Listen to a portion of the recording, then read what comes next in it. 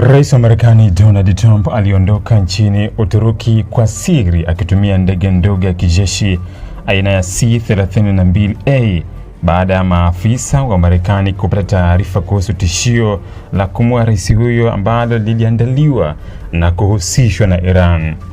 Tukio hilo lilitokea Julai 8 mwaka 2026 wakati Trump alipokuwa Ankara kwa ajili ya mkutano wa kilele cha NATO. Ingawa kwa nje ilionekana kwamba Trump angeondoka nchini humo ndani ya ndege ya Air Force One, mpango huo ulibadilishwa kwa siri kutokana na sababu za kiusalama, huku hatua zikichukuliwa kuhakikisha taarifa kuhusu ndege halisi aliyokuwa akisafiria hazijulikani kwa urahisi. Kwa mujibu wa taarifa hizo, Trump alipanda ndege kubwa ya Air Force One aina ya Boeing 747 kama ilivyotarajiwa, lakini baada ya kuingia ndani alihamishwa kwa siri kwenda kwenye ndege ndogo aina ya C-32A.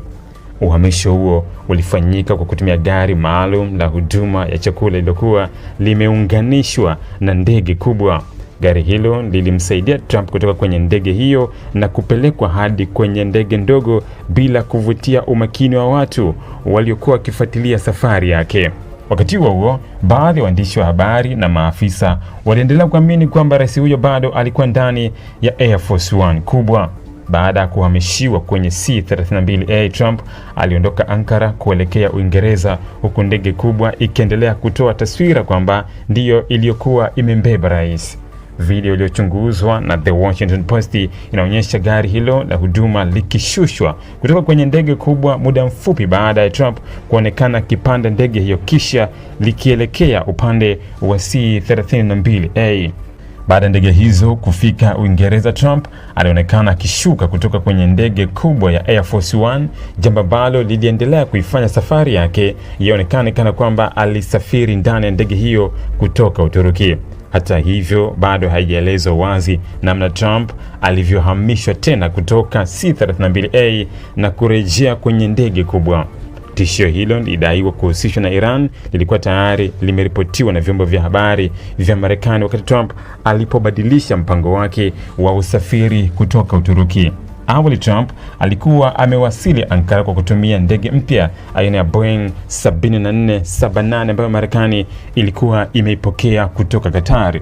Trump alisema ndege hiyo ingeendelea kubaki nchini Uingereza ili wanajeshi wa Marekani walioko kwenye kituo cha kijeshi waweze kuitembelea na kuikagua, lakini baadaye taarifa zikaeleza kwamba tishio la kiusalama lilikuwa miongoni mwa sababu zilizofanya rais asitumie ndege hiyo kuondoka Uturuki.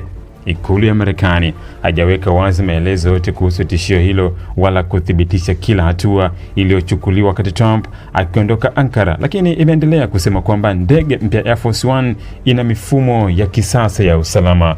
Mkurugenzi wa mawasiliano ya Ikulu alisema ndege hiyo imewekewa mifumo ya kiwango cha juu inayolenga kuhakikisha usalama wa rais na wafanyakazi wake.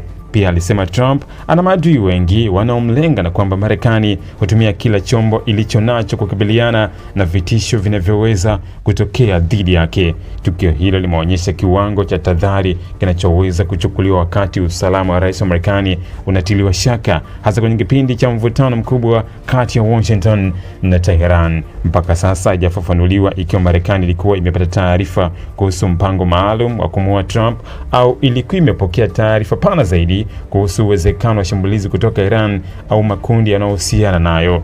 Hata hivyo, uamuzi wa kumhamisha rais kwa siri kutoka ndege kubwa kwenda C-32A unaonyesha kwamba maafisa wa usalama waliona umuhimu wa kuficha eneo halisi alikokuwa Trump wakati wa safari yake. Kwa sasa tukio hilo limeibua maswali kuhusu ukubwa wa tishio ambalo lilimkabili Trump, chanzo cha taarifa hiyo na sababu zilizofanya maafisa wa Marekani kutumia mbinu ya ndege chambo ili kuficha safari halisi ya rais huyo. Kilicho wazi zaidi ni kwamba wakati umma ulipoamini Trump alikuwa akisafiri ndani ya Air Force One, rais huyo alikuwa tayari amehamishiwa kwenye C-32A na kusafirishwa kwa siri kuelekea Uingereza.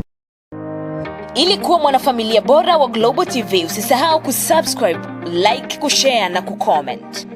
Baada ya kusubscribe, bonyeza alama ya kengele ili kupata taarifa kwa kila video inayopanda Global TV Online.